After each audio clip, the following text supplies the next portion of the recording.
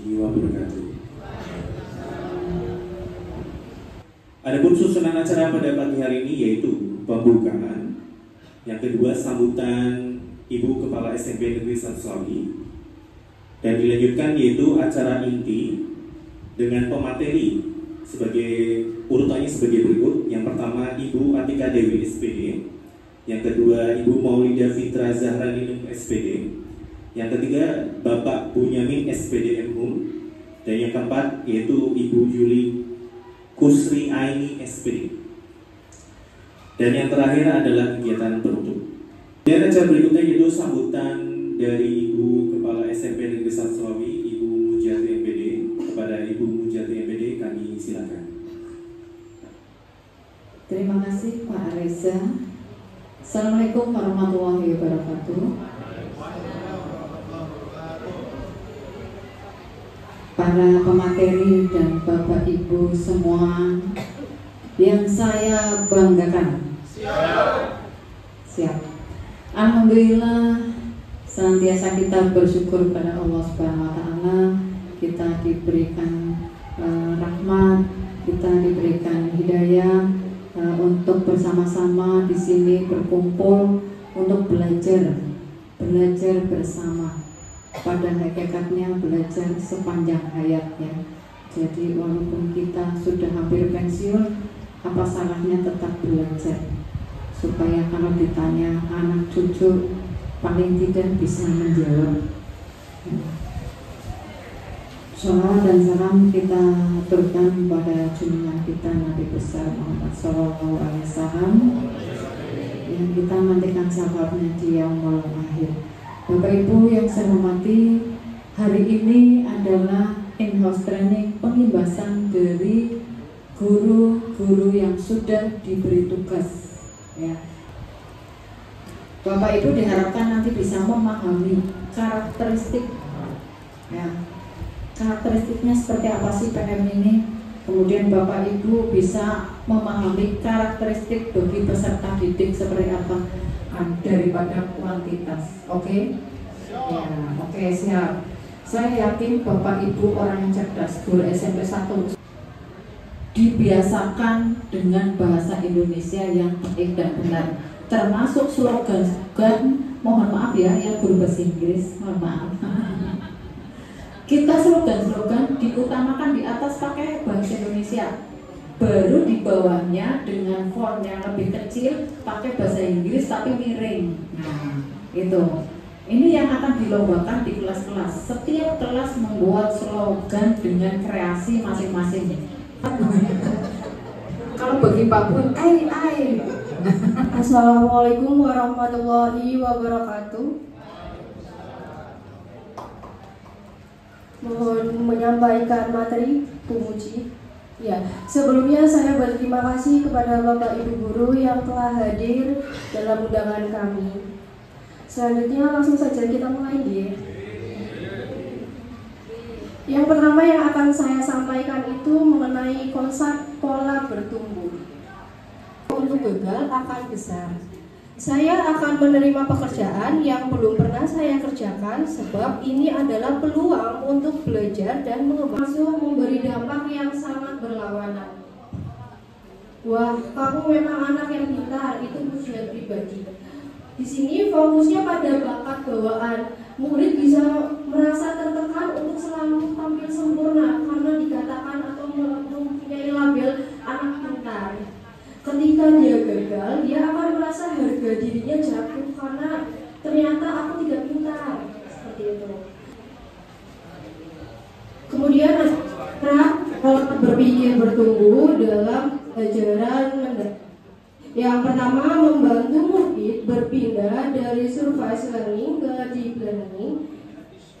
Dengan PBB, murid tidak hanya belajar karena disuruh, tapi bermotivasi dari dalam diri untuk benar-benar memahami materinya. Bukan tertekan. Nah, sekarang ada refleksi awal.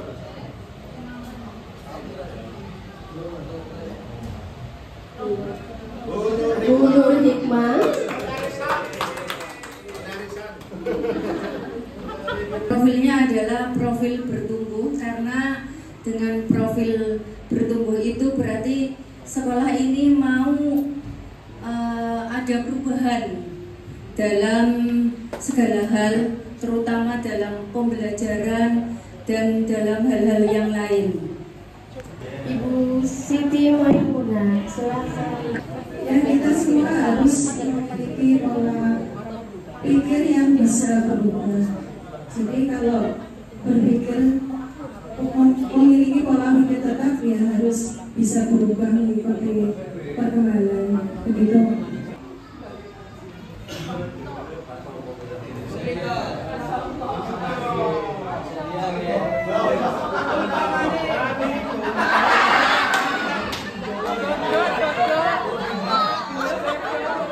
Harus ada kebijakan dari sekolah, mungkin dibuat tim yang tentunya dengan segala perkembangan mengikuti dinamika yang ada, bahwa tidak hanya sekolah selevel SMP 1 mungkin ya, bahwa pola pikir bertumbuh itu tentu wajib diupayakan. Saya akan menjawab pertanyaan nomor 5. Yang harus dilakukan oleh guru kepada murid adalah: 1. Memberi tantangan kepada murid, 2. Belajar dari kesalahan, dan 3. Menerima umpan balik guru dan murid. Krisna, Bu Widya, Bu Murti, Pak Sodik, Bu Suci, Bu Royun, dan Bu Sinta. Menggunakan nama jajanan tradisional, nggih. Jajanan pasar. Menceritakan pengalaman mereka pada saat berhadapan dengan berbagai tantangan, hambatan, dan kesulitan waktu ada di dalam kelas. Itu kejadiannya apa saja. Lalu tuliskan suara PPT dan suara PPB-nya.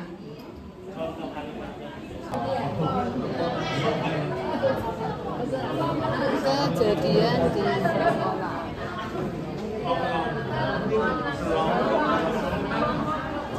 Bahasanya diperbaiki lagi.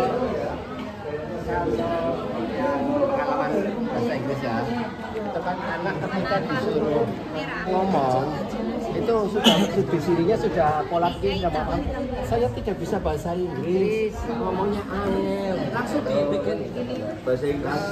Nah, terus ini kejadian apa namanya, kesulitan itu dia lebih berbeda dulu ya.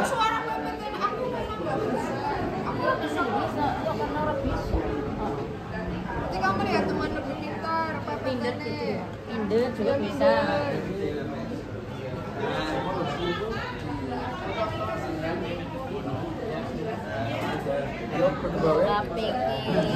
PPT-nya minder ya, PPB-nya Tetap ya, PPT ini pola pikir tetap, PPB pola pikir bertumbuh.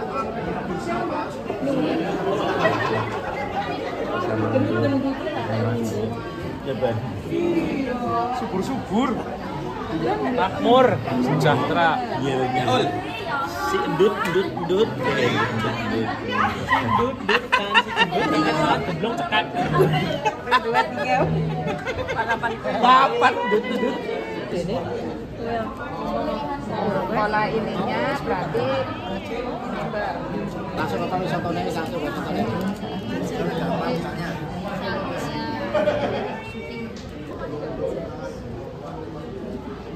berkembang ya. Oh iya. Biasanya ada anaknya LKS Tidak siap jadwal, tidak punya buku dan LKS. Ya,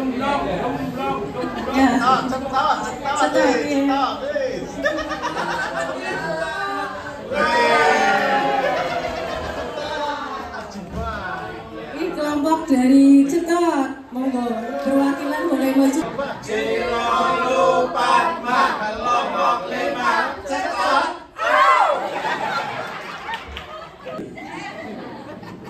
Di sini untuk kejadian di sini ada 5, yaitu yang pertama anak disuruh maju untuk praktek berbahasa Inggris, mereka itu takut. Suasana 1. Gelong tegak, dingin gemoy, siap bertunggu. Belum? Semangat. Belum? Saya Geblong.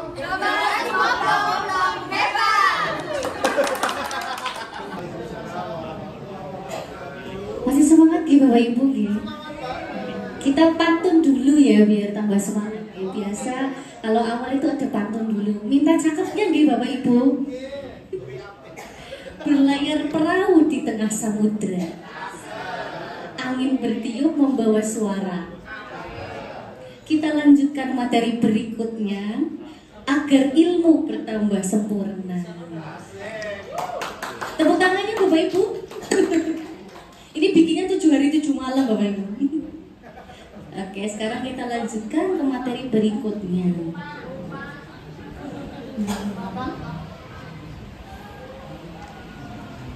Tadi sudah disinggung oleh Bu Atika tentang rumusan atau rumus dalam pembelajaran mendalam 8334 ya. Jadi 8 adalah 8 profil lulusan. Kemudian saya akan membawakan materi tentang prinsip pembelajaran mendalam. Pertama prinsip, yang kedua materinya adalah tentang nanti ada pengalaman belajar 8334. Untuk yang pertama dulu tentang prinsip. Nah, prinsip ini menjadi landasan penting bagi membuat sebuah proses pembelajaran berjalan efektif.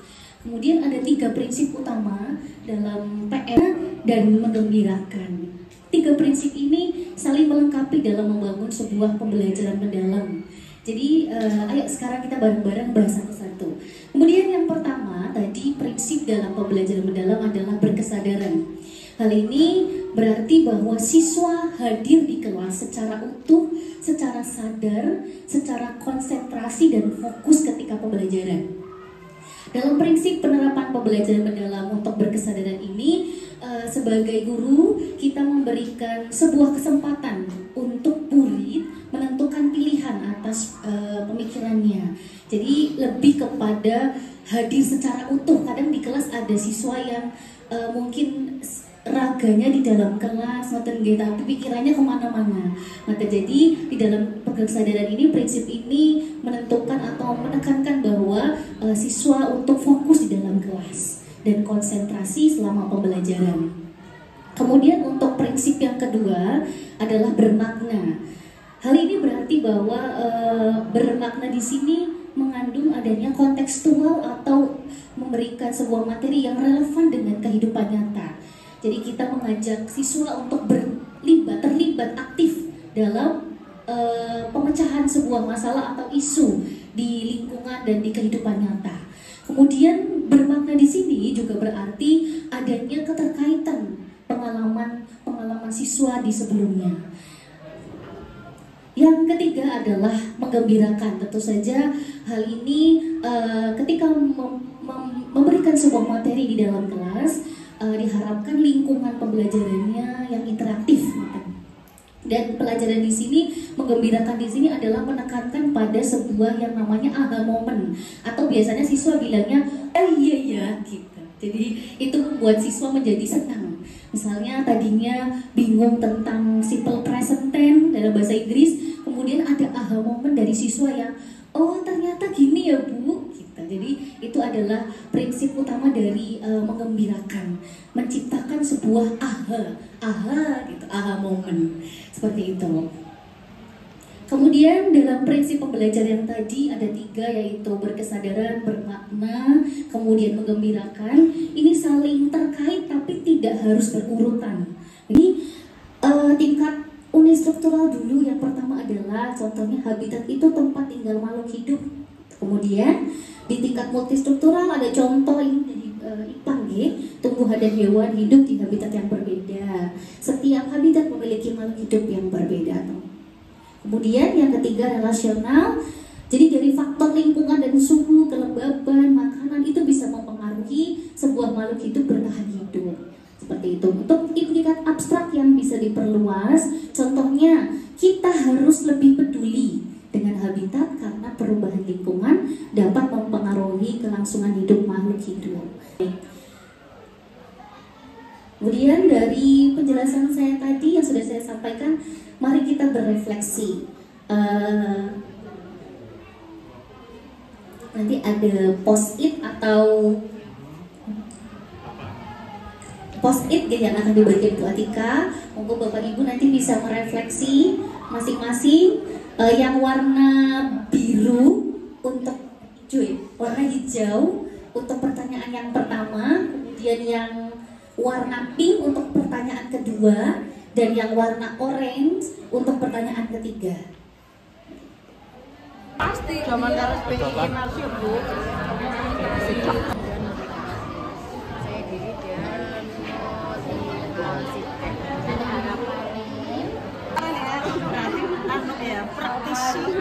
praktisi ya teacher. Harapannya kan nanti kita mempunyai pemahaman yang lebih mendalam, terus kita akan belajar lagi sehingga iya balapan. Oh, gemblong teka. Monggo kalau mau gemblong teka untuk bisa presentasi. 3, 2, 1. Gemblong teka, bikin gemoy, siap bertumbuh. Tepuk tangan Bapak Ibu, luar biasa. Gemes, gemoy gemes. Assalamualaikum warahmatullahi wabarakatuh. Mohon izin Bapak Ibu, kami dari tim Gemblong Teka Bikin Gemoy siap bertumbuh. Izinkan kami untuk melakukan presentasi pada hari ini tentang refleksi apa model yang sudah Bapak Ibu miliki untuk mengimplementasikan prinsip dan pengalaman belajar dalam pembelajaran mendalam. Dalam hal ini kita sudah memiliki satu modal utamanya, yaitu penguasaan kelas. Penguasaan kelas ini utama itu modal utama. Kalau kita belum bisa menguasai kelas, jelas itu susah untuk dapat mengimplementasikan prinsip-prinsip pembelajaran yang akan dilaksanakan. Yang kedua, kami memiliki penguasaan materi yang bagus. Nah, ini sesuai porsinya.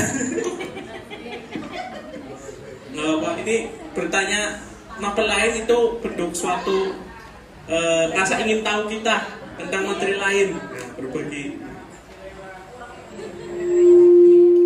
Nah, yang selanjutnya, kesulitan yang mengimplementasikannya harus yang bervariatif, begitu juga dengan cara belajar, kemandirian, dan percaya diri siswa.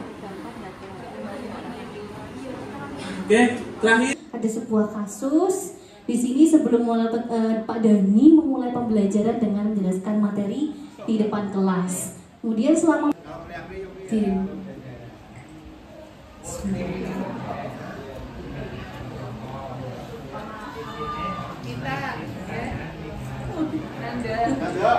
Bu Handayani, monggo Ibu.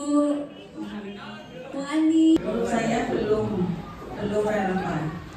Ini baru tahap awal, yaitu baru dia mengenalkan saja. Sebenarnya apa yang dapat belajar yaitu memahami, mengaplikasi dan merefleksi. Jadi baru ada tahap memahami, belum sampai tahap mengaplikasi. Dan ujian yang disusul, soal ujian yang disusul sudah pernah diujikan, sehingga tidak ada tumbuhan, tidak ada PPB, sehingga menurut saya belum relevan. Terima kasih.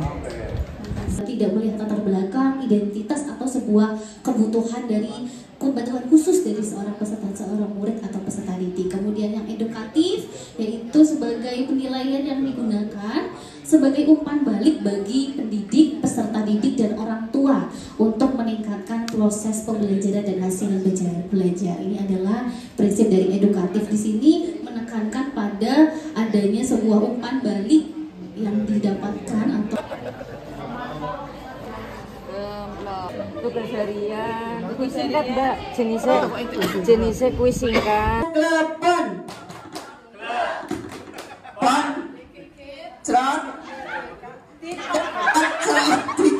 mengenai asesmen formatif dan asesmen sumatif, yaitu definisi, tujuan, dan jenis serta teknisnya.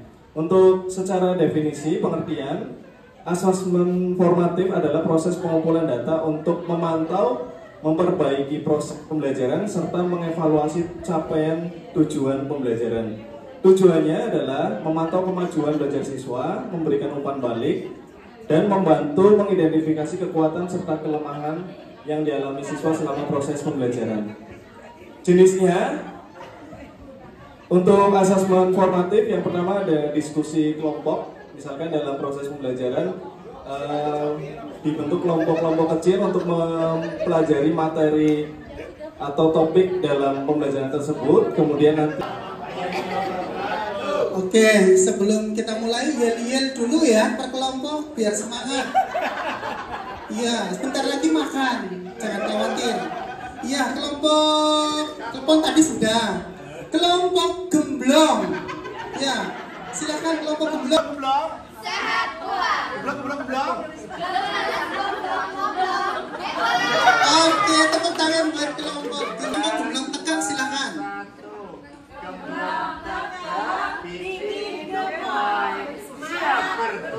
Semangat, bukan siap. Kelompok cetok. Oke, silakan kelompok cetok. Oh iya. 1, 2, 3, 4, 5. Kelompok 5 cetok. Tentang rumus 8-3-3-4 nggih. 8 itu apa ya? 8 itu maksudnya adalah dimensi profil lulusan. Ini kita review dulu. Yang 3 tadi apa? Prinsip. Apa prinsip pembelajaran mendalam? Iya, berkesadaran, bermakna, boleh menggembirakan, boleh menyenangkan lah ya.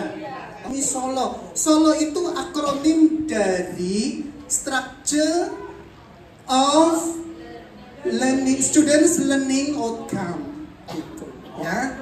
Observe ya. Structure of Observe Students Learning Outcome, Solo. Jadi pengalaman belajar yang bisa diamati. Sama saja sebetulnya dengan taksonomi Bloom ya. Nah, kemudian ada lagi yang 4 kerangka pembelajaran mendalam. Yang 4 ya. Yang 4 apa saja? Di sini ada praktik pedagogis, kemudian lingkungan pembelajaran, kemitraan pembelajaran, dan pemanfaatan digital. Nah, Bapak Ibu, saya ingin mengajak Bapak Ibu untuk kalau tidak saya kirim lewat grup WA saja nggih, di forum resmi. Oke, sudah saya siapkan khususnya strategi pembelajaran yang diterapkan oleh guru dalam menerapkan pembelajaran mendalam. Monggo, ini kita lihat siapa yang akan menjelaskan.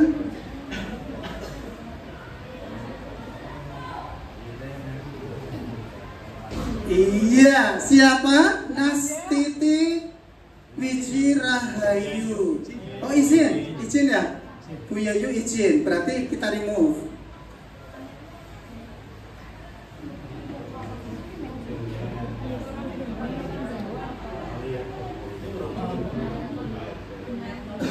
Iya, oke.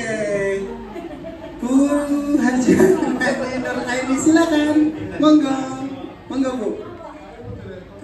Bagaimana sebaiknya ya? Bagaimana sebaiknya seorang guru menerapkan strategi pembelajaran dalam pembelajaran mendalam?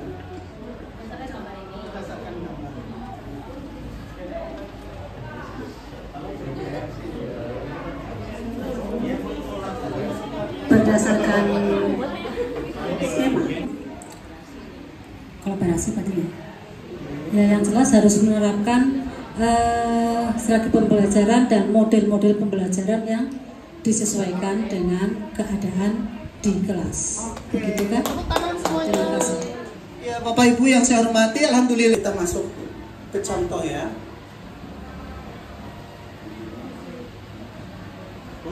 Iya, silahkan Bu Dia.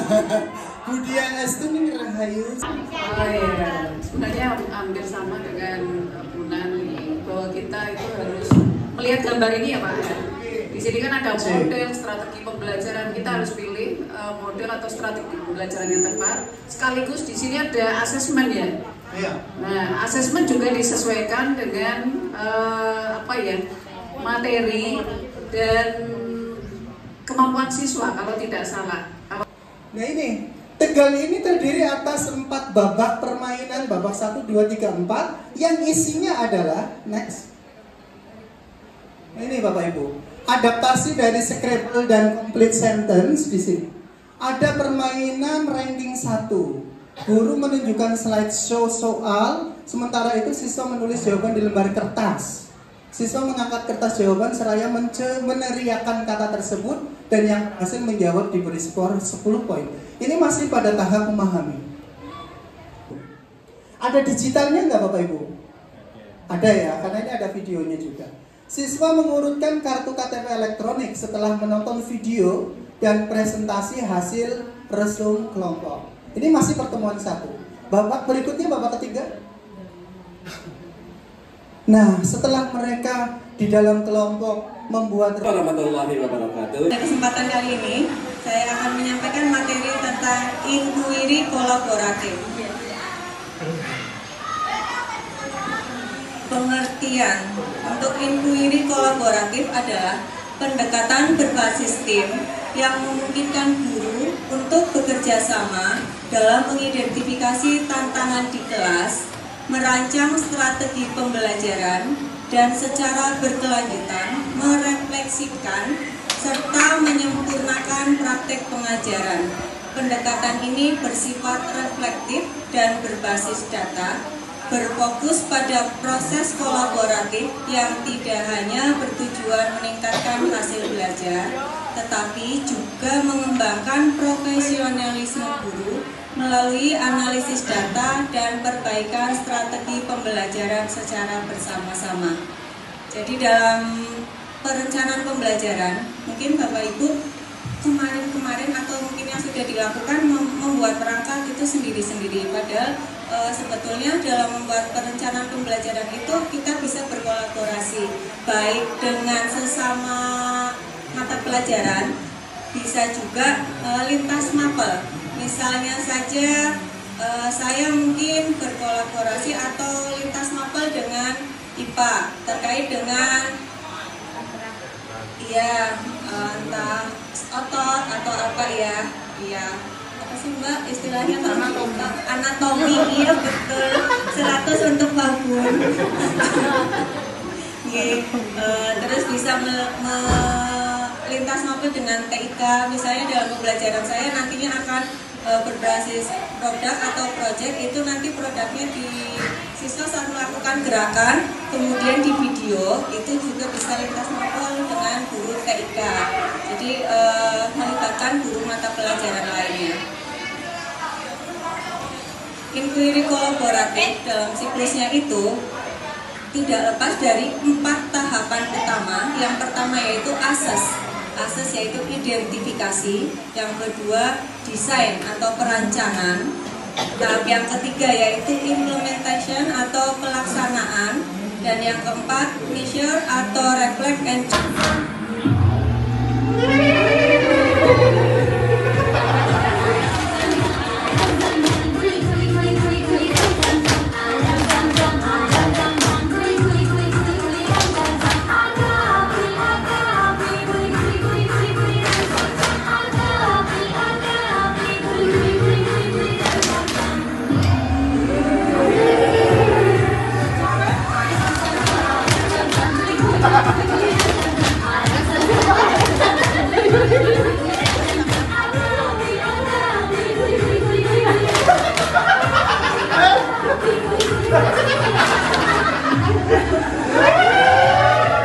IHT pada hari ini, marilah kita berdoa bersama-sama dan semoga yang sakit diberi kesehatan, yang sehat, tetap semangat, tetap berkah ya semuanya.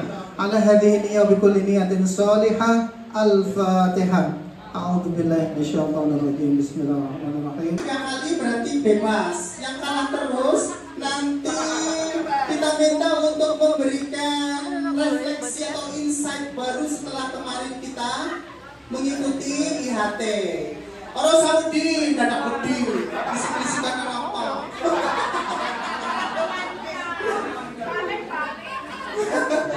Oke, monggo Pak Kabin. Kita mulai dari penjumlahan ya. Jadi nanti panjenengan seperti ini. Ya, misal Bu Yani sama Bu Zaria. Bu Yani terserah mau 1, mau 2, mau berapa gitu ya. Cepet-cepetan. Aja begini. Ya. Contohnya contoh.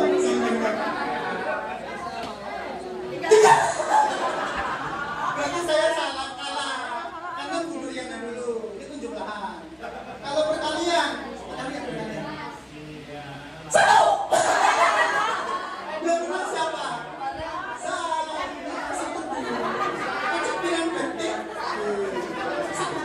Satu kali satu kali ini. Oke, siap.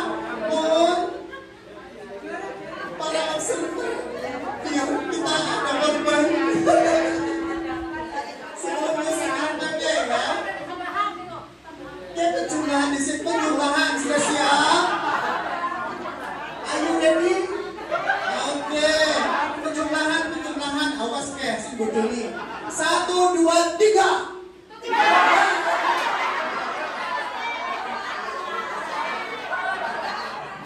Oke, ada yang kalah. Siapa yang kalah? Yang menang duduk.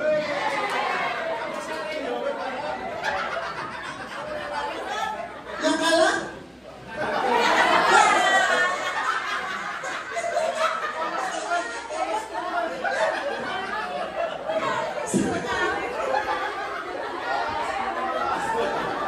Yang kalah siapa? Kita ulangi lagi. Oke, 3.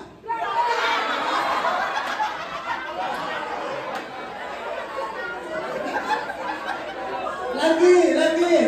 1, 2. Penjumlahan. 1, 2, 3.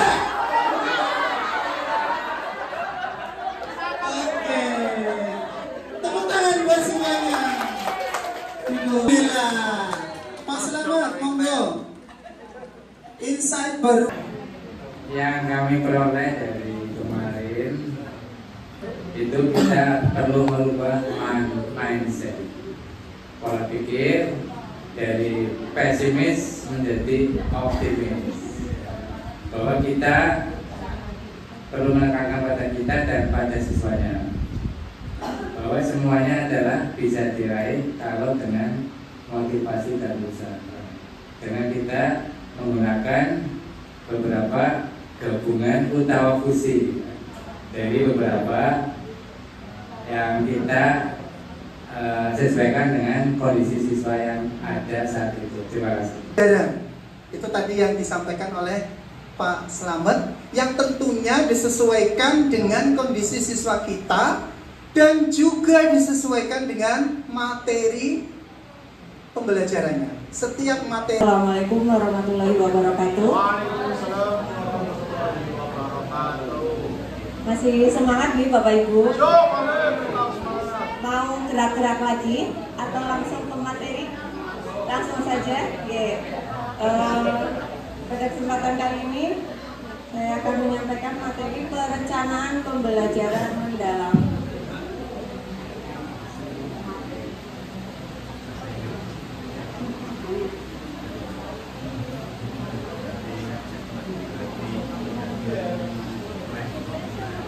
Karakteristik kurikulum yang digunakan didik untuk mampu hidup, memiliki penghidupan dan berkontribusi pada kehidupan. Dan asesmen akhir.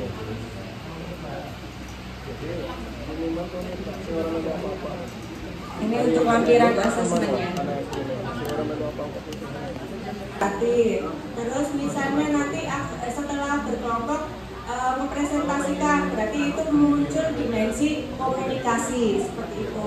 Jadi nanti misalnya itu bentuknya 8 itu muncul centang-centang saja yang pada pertemuan hari itu misalnya ajarannya apa, itu nanti mau bermitra dengan siapa saja. Kalau misalnya tidak ada pihak di luar, hanya pihak dari dalam, berarti kan misalnya nanti diskusi kelompok, berarti kan siswa bermitra dengan siswa bermitra